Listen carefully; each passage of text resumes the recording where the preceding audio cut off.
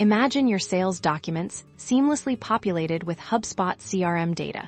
Ready to close deals faster, that's the magic of integrating Hubspot and PandaDoc.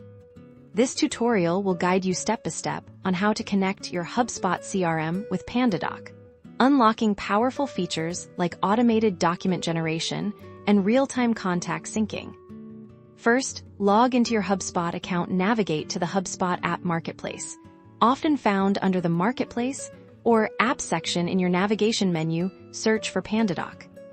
Once you find the PandaDoc app, click on it to view its details. Then, click the prominent Install App button. You'll be prompted to review the permissions the integration requires. Grant the necessary permissions for the integration to function correctly. Next, you'll be directed to the PandaDoc platform or a connection screen. You'll need to log into your PandaDoc account if you don't have one. Now's the time to sign up for a PandaDoc trial or account. Once logged into PandaDoc, locate your account settings or integration section. You should see Hubspot listed as an available integration. Click on the option to connect or configure your Hubspot integration.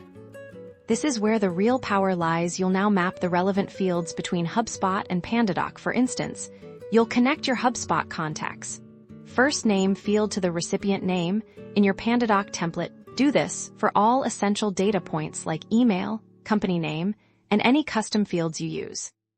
With your fields mapped and the integration active, watch as your PandaDoc documents automatically pull in the precise information from your Hubspot CRM. This eliminates manual data entry, reduces errors, and ensures your proposals, contracts, and quotes are always personalized and on-brand. By integrating Hubspot and PandaDoc, you're not just connecting two tools.